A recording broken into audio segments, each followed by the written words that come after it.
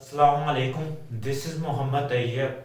आज हमने अपने लेक्चर में डिस्कस करना है क्लासिफिकेशन ऑफ कार्बोहाइड्रेट। तो कार्बोहाइड्रेट का हमने इंट्रोडक्शन स्टडी कर लिया। अब हम कार्बोहाइड्रेट को शुगर क्यों कहते थे, अब वो पहले डिस्कस कर लेते हैं, इसके बाद हम इसकी क्लासिफिकेशन डिस्कस करें।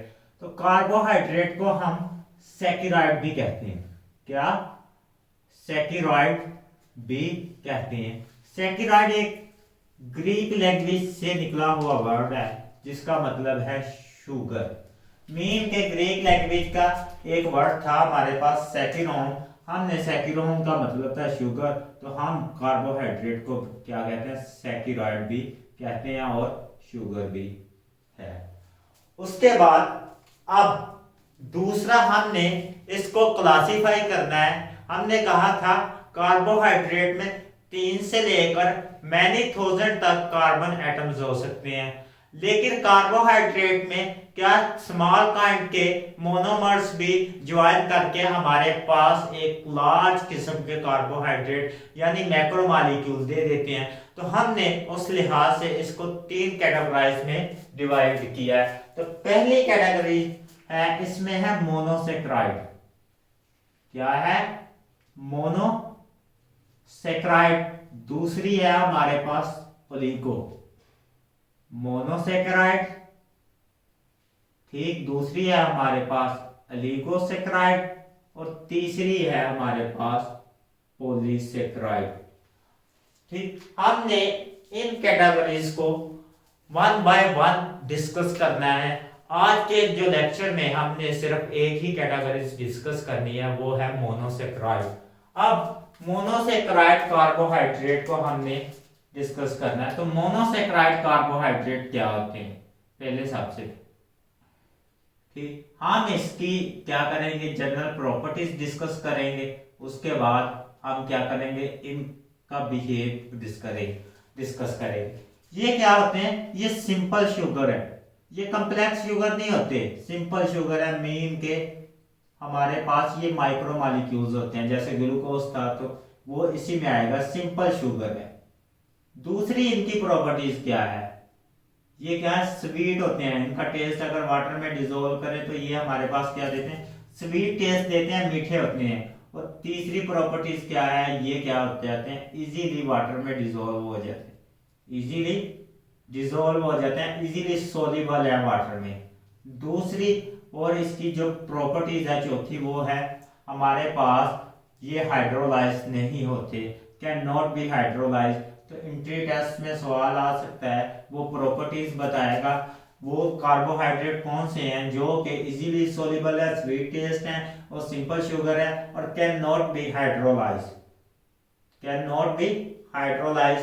तो हमने कहा था कि कार्बोहाइड्रेट क्या है, वो कंपाउंड माइक्रोमॉलिक्यूल हैं जिनको हाइड्रोलाइज किया जा सकता है, लेकिन ये सिंपल कार्बोहाइड्रेट होते हैं, इनको हाइड्रोलाइज नहीं किया जा सकता। मैक्रोमॉलिक्यूल को हाइड्रोलाइज करने पे हमारे पास जो मोनोमर्स आए, हम उनको कार्बोहाइड्रेट कहते थे, लेकिन ये मोनोमर्स को आगे हाइड्रोलाइज नहीं किया जा सकता, तो कैन नॉट बी हाइड्रोलाइज।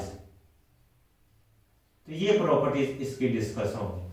अब ये क्या है, स्वीट टेस्ट होते हैं हमारे पास, इनको हम हाइड्रोलाइज नहीं कर सकते, हम इनको क्या करते हैं, वाटर में इजीली सोल्यूबल होते हैं। अब इसकी हमने ये 2 सिंपल एग्जांपल लेनी है, पिछले लेक्चर में भी हमने डिस्कस कर लिया था। अब हमने इनकी दोबारा सिंपल एग्जांपल लेनी है।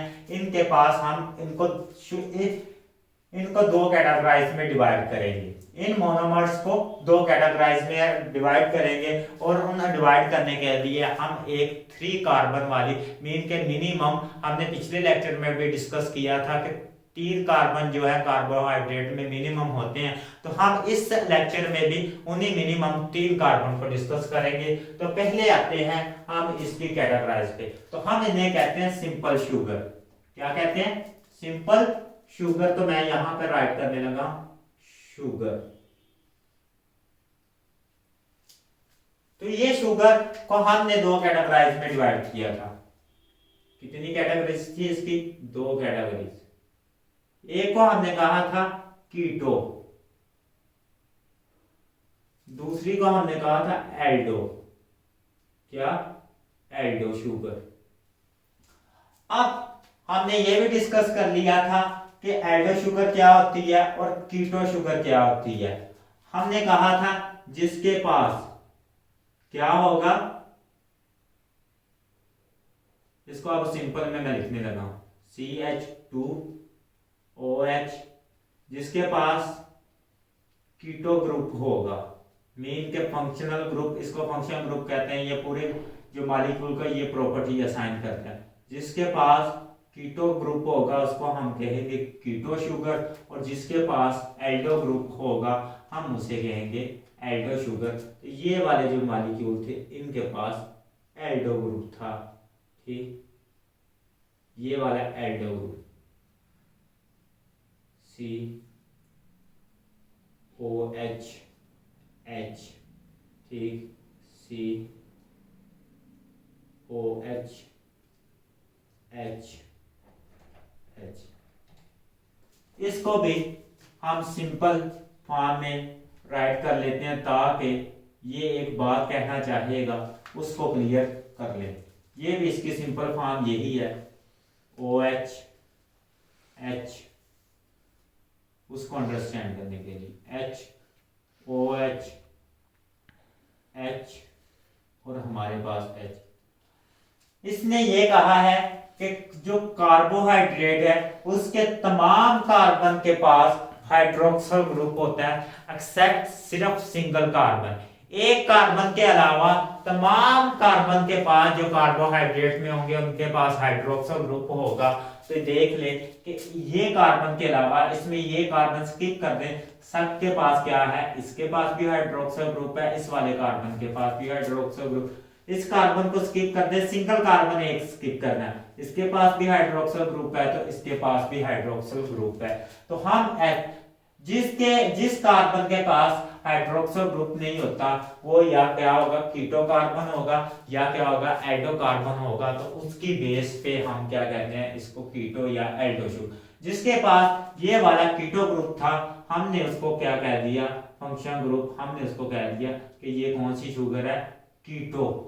और जिसके पास ये वाला फंक्शनल ग्रुप था, मीन के कार्बन डबल बॉन्ड के साथ ऑक्सीजन के साथ भी अटैच है और एक सिंगल हाइड्रोजन के साथ भी, इधर कार्बन डबल बॉन्ड ऑक्सीजन के साथ अटैच है और दो कार्बन के साथ अटैच है, इसको कीटो ग्रुप कह दिया, हमने इसको एल्डो ग्रुप कह दिया और हमने इसको कहा ये कीटो शुगर है और ये एल्डो शुगर है। हमने इन दो शुगर का नाम भी रखा है, इसे कहते हैं dihydroxy acetone, dihydroxy acetone. Acetone इसे कहते हैं कीटो ग्रुप की वजह से, और डाईहाइड्रोक्सी इसे कहते हैं दो हाइड्रोक्सिल ग्रुप लगे हुए हैं। तो एसीटोन किसका नाम है, ये कीटोन का नाम है जिसके पास 3 कार्बन होते हैं। उसके बाद ग्लिसरॉल एल्डिहाइड, ठीक है, क्या है, ग्लिसरॉल एल्डिहाइड, इस शुगर का नाम है ग्लिसरॉल एल्डिहाइड।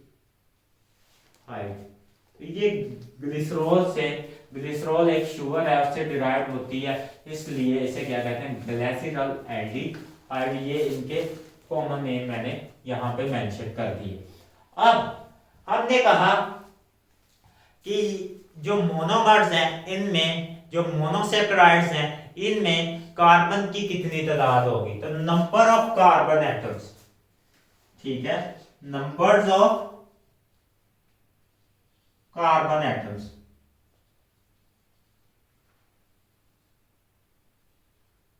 कितने होंगे।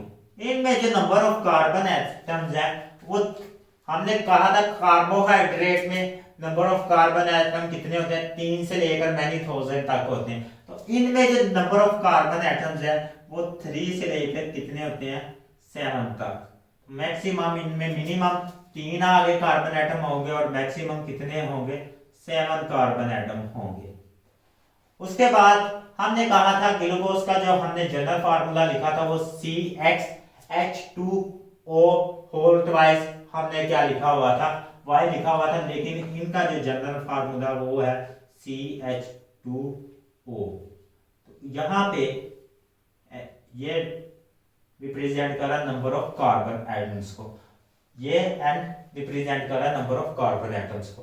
तो अब ये है मोनोसेक्राइड का फार्मूला, और ये वाला था हमारे पास जो हमने पिछले लेक्चर में डिस्कस कर लिया, वो होल कार्बोहाइड्रेट का फार्मूला था। अब वो पूछ सकता है कि ये भी फार्मूला दे सकता है एमसीक्यूज में, और हमारे पास कार्बोहाइड्रेट का भी दे सकता है, उसमें पूछ सकता है इसमें कार्बोहाइड्रेट का फार्मूला कौन सा, तो आप इसके साथ कंफ्यूज ना हो, ये मोनोसेक्राइड का फार्मूला है। अगर वो हमारे पास क्या करे, मोनोसेक्राइड का फार्मूला पूछे और कार्बोहाइड्रेट का दे दो तो आप कंफ्यूज ना हो, तो ये हमारे पास मोनोसेक्राइड का फार्मूला है, ये ज़हन नशीन कर लें। तो इनमें क्या है, जो वाटर की रेशियो एग्जैक्ट कार्बन एटम्स के इक्वल होगी। नेक्स्ट हम मूव ऑन करते हैं कि हमने कहा कि इनमें 3 से लेकर 7 कार्बन तक वेरिएबल्स होते हैं, तो मिनिमम कार्बन कितने होते हैं, 3 होते हैं, तो उस लिहाज से हम इनको डिवाइड करने लगे। हमारे पास इंपॉर्टेंट ये जो है मोनोसेक्राइड है जो हमारी बॉडी में एग्जिस्ट करते हैं, 1 बाय 1 हमने सभी को स्टडी करना है। एक होता है 3 कार्बन वाला मोनोसेक्राइड, कितने कार्बन वाला, 3C मीन के जिनमें 3 कार्बन होते हैं, डाइहाइड्रोक्सी एसीटोन और ग्लिसरॉल एल्डिहाइड, ये दोनों शुगर हम क्या है, ये 3 कार्बन वाली हैं, हम इनको कहते हैं ट्राइओसिस। क्या कहते हैं, ट्राइओसिस।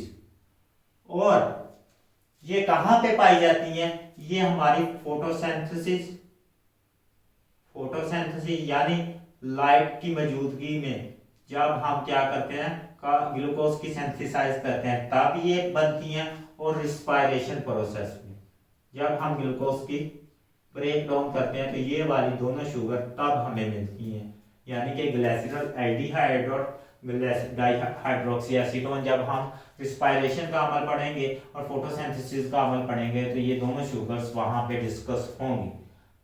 दूसरी हमारे पास है 4 कार्बन वाली शुगर, कितने कार्बन वाली शुगर, हमारे पास 4 कार्बन वाली शुगर, उसको हम कहते हैं टेट्रोसिस। ट्राई मीन 3 और टेट्रोसिस में इन 4 कार्बन वाली शुगर।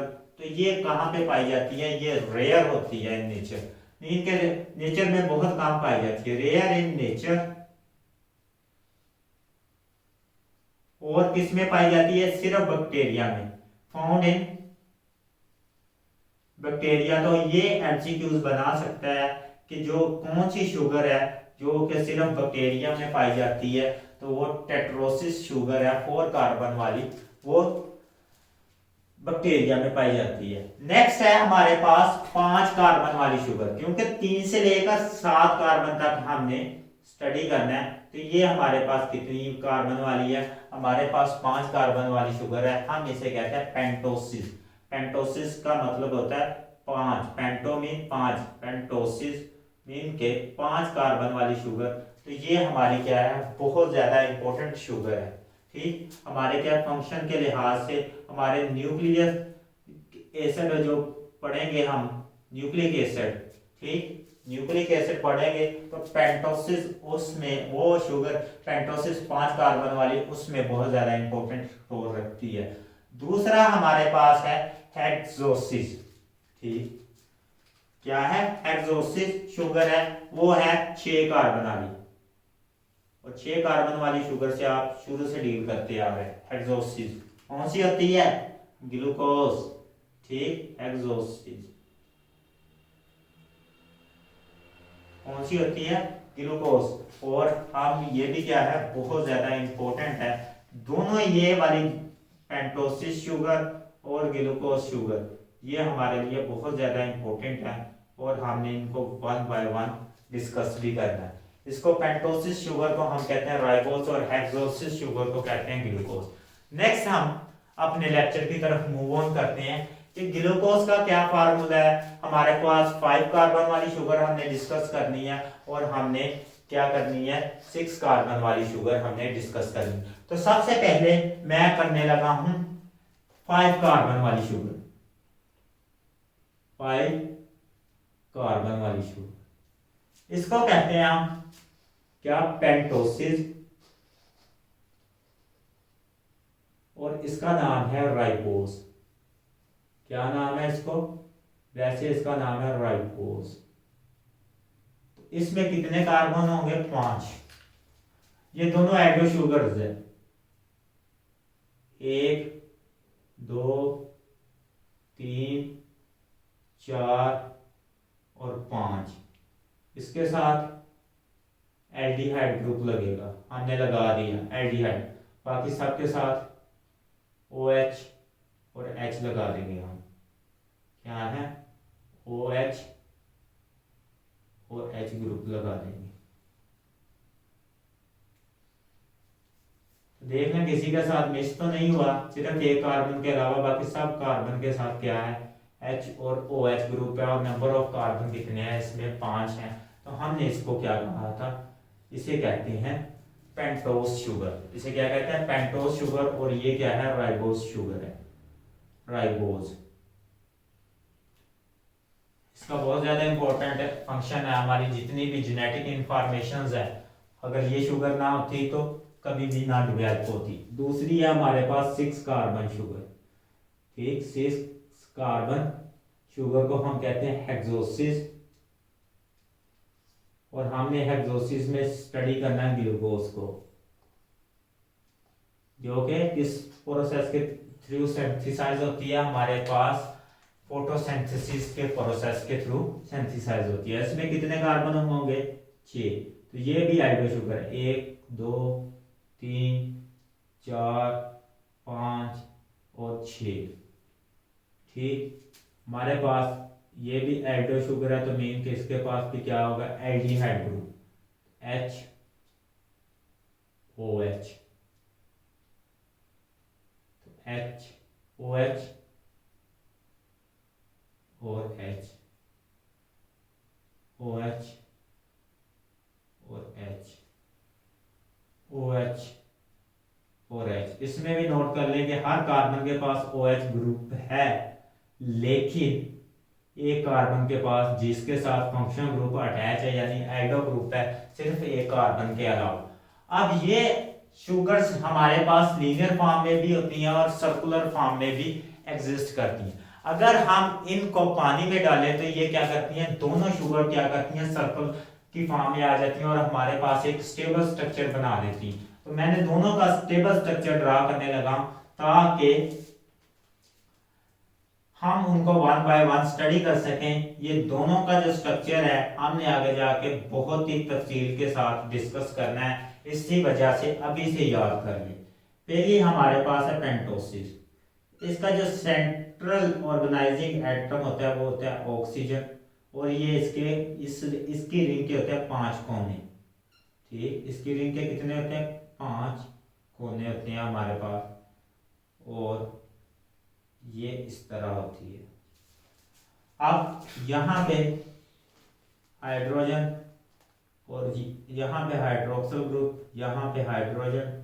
ठीक, यहाँ पे हाइड्रोजन और यहाँ पे हाइड्रोक्सिल ग्रुप, यहाँ पे हाइड्रोजन और यहाँ पे हाइड्रोक्सिल ग्रुप और यहाँ पे हाइड्रोजन और यहाँ पे हाइड्रोक्सिल ग्रुप CH2OH। तो ये है रिंग की फॉर्म में। अगर हम वाटर में डालें राइबोज शुगर को तो ये क्या करती है? रिंग की फॉर्म में आ जाती है। ये क्या करती है? रिंग की फॉर्म में आ जाती है। ठीक, पुट इनटू वाटर।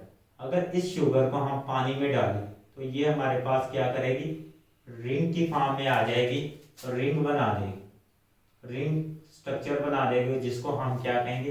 राइबोफ्यूरानोज। क्या कहेंगे? राइबोफ्यूरानोज। ठीक, इस रिंग की स्ट्रक्चर को क्या कहते हैं हम? राइबोफ्यूरानोज। राइबो शुगर ने जो रिंग का स्ट्रक्चर बनाया वो है राइबोफ्यूरानोज। और इसकी कार्बन की नंबरिंग यहाँ से स्टार्ट होती है 1 2 3 4 5। ये आप लोगों को पता लगेगा कि जब हम नेक्स्ट पढ़ेंगे ये नंबरिंग कितनी इंपॉर्टेंट है। नेक्स्ट है हमारे पास ग्लूकोज की शुगर। तो ये 6 कॉर्नर शुगर होती है। ये कितनी होती है? 6 कॉर्नर। तो हमने इसको भी 1 बाय 1 स्टडी करना है। ये 6 कॉर्नर शुगर है हमारे पास, ये किस तरह एग्जिस्ट करती है।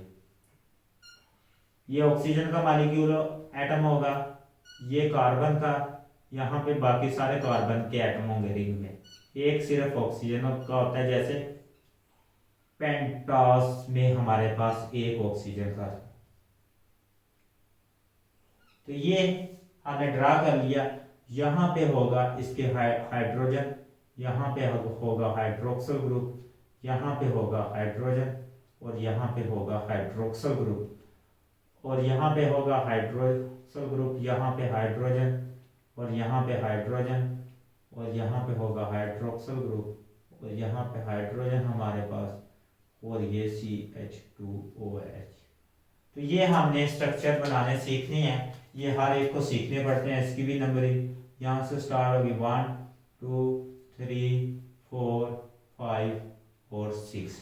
तो यहाँ पे नंबरिंग, यहाँ पे फंक्शन ग्रुप होता है 1 2 3 4 5, 1 2 3 4 5 6। तो इसको कहते हैं ग्लूकोपाइरानोस, इसको कहते हैं राइबोफ्यूरानोस। वाटर में अगर पुट करें, ठीक है, इसको भी क्या करना है, put into water, put into water. तो हमारे पास क्या देता है, ये स्ट्रक्चर देता है, ये वाली। तो हमने वो स्ट्रक्चर ड्रा कर लिया। ये भी क्या है, रिंग स्ट्रक्चर है, इसको कहते हैं ग्लूकोपाइरानोस, पायरानोस। ये पूछ सकता है कि वाटर में अगर हमारे पास ग्लूकोज है तो वो कौन सा स्ट्रक्चर होता है और उसका नाम क्या है।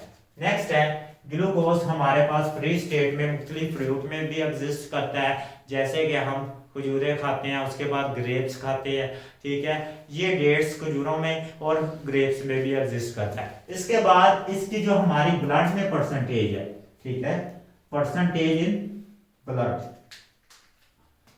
तो मैं लिखने लगा हूं इसकी जो परसेंटेज है ब्लड में वो कितनी होती है, परसेंटेज इन ब्लड।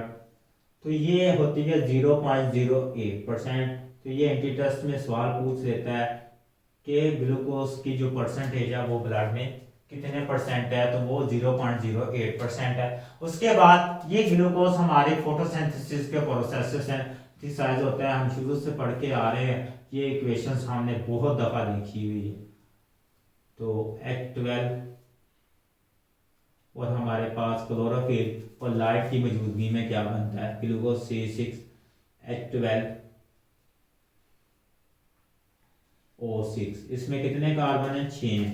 तो साथ में क्या बनता है, वाटर और हमारे पास ऑक्सीजन, 6 मॉलिक्यूल वाटर के और 6 ही हमारे पास ऑक्सीजन के। और यूटिलाइज क्या होता है, क्लोरोफिल,